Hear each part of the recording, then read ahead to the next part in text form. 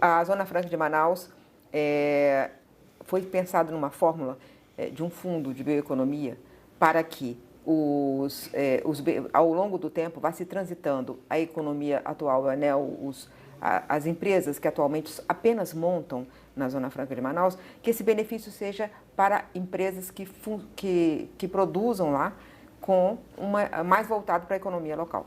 Isso que foi explicado do período da tramitação na Câmara. O senhor é a favor dessa fórmula, desse fundo de bioeconomia?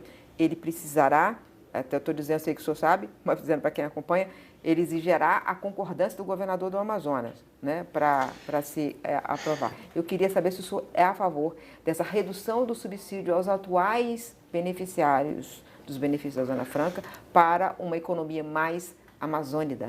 Bem, esse fundo de sustentabilidade e de migração, de transição econômica, ele foi pensado da seguinte forma: o Amazonas ele é um estado tradicionalmente que exporta recursos para Brasília. Nós arrecadamos no ano passado 25 bilhões de reais de tributos federais. Recebemos de volta 10 bilhões, transferimos 15 bilhões para a União e não recebemos. Então, o que se pensou? O Amazonas perderá, no período da transição da reforma tributária, 15% da sua capacidade econômica, de PIB, geração de atividade econômica. Com a transferência de origem e destino, o Amazonas é o estado que mais perde arrecadação no país, porque a arrecadação do Amazonas é baseada no ICMS, não é baseada em FPE, FPM, etc., mas sim num estado produtor e exportador para o resto do país. Pois bem, essa transição ela acontecerá de duas formas. Primeiro, haverá um fundo que fará compensações adicionais para que as perdas que não serão cobertas pelo Fundo de Desenvolvimento Regional possam ser financiados por esse Fundo de Sustentabilidade e que se possa financiar a migração e a transição para a bioeconomia. Agora, alguns produtos, pela transição tecnológica, eles desaparecerão.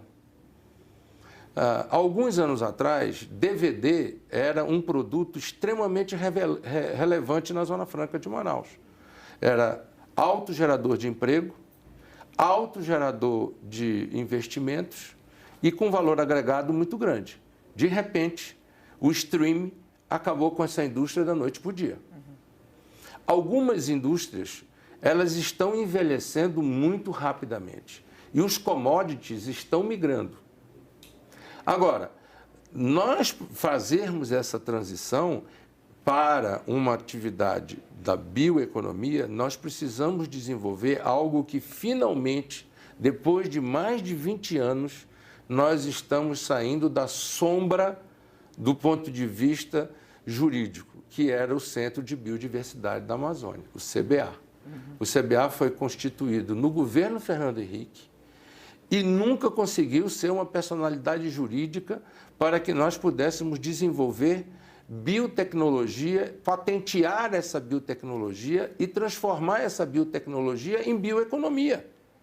Finalmente, agora, no terceiro governo Lula, nos primeiros meses, e aí eu tenho que reconhecer e dar méritos ao vice-presidente Alckmin e ao Ministério de Indústria e Comércio, porque foi uma ação e uma decisão de governo onde o MINDIC teve um papel relevante e o Alckmin teve um papel relevante, tomaram uma decisão política importante que dá o pontapé inicial, que viabiliza a aplicação desse recurso.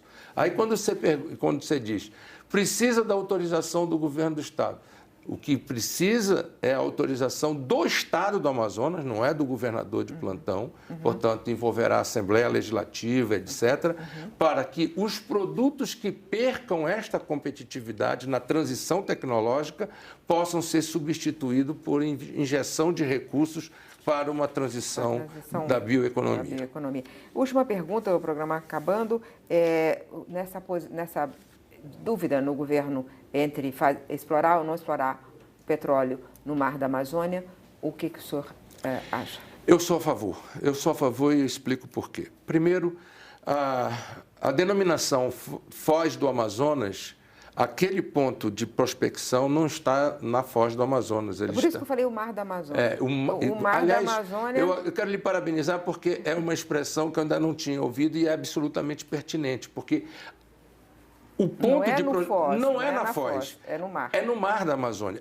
A ANP, por uma razão qualquer, denominou aquele poço como denominou o pré-sal, denominou aquele poço como Foz da Amazônia. Mas não é na Foz do Amazonas, é no Mar da Amazônia.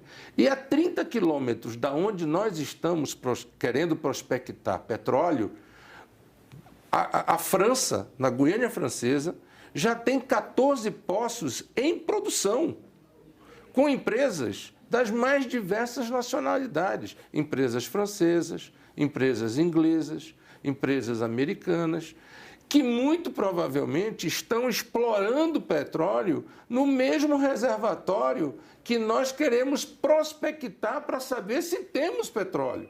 Ou seja, a probabilidade de termos petróleo é muito grande. Agora, o que nós precisamos sempre fazer, e você, Miriam, sabe da minha posição em relação à questão ambiental há muitos anos, é fazer isso com responsabilidade ambiental, fazer isso com sustentabilidade, com alta tecnologia e com mitigação. Olha, nós fizemos um gasoduto na floresta amazônica de Urucu, Coari, Manaus, há 20 anos atrás.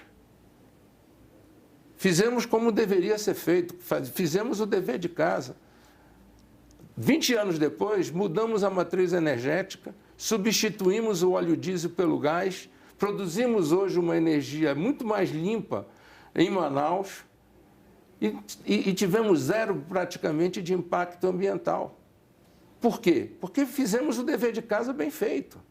Portanto, a questão da sustentabilidade não significa ter um santuário, significa ter responsabilidade para com a Amazônia.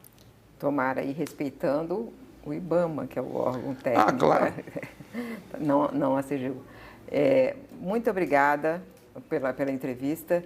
E é isso, eu vim aqui no gabinete da liderança do MDB para entrevistar o relator da reforma tributária. Espero que você tenha gostado e até a semana que vem.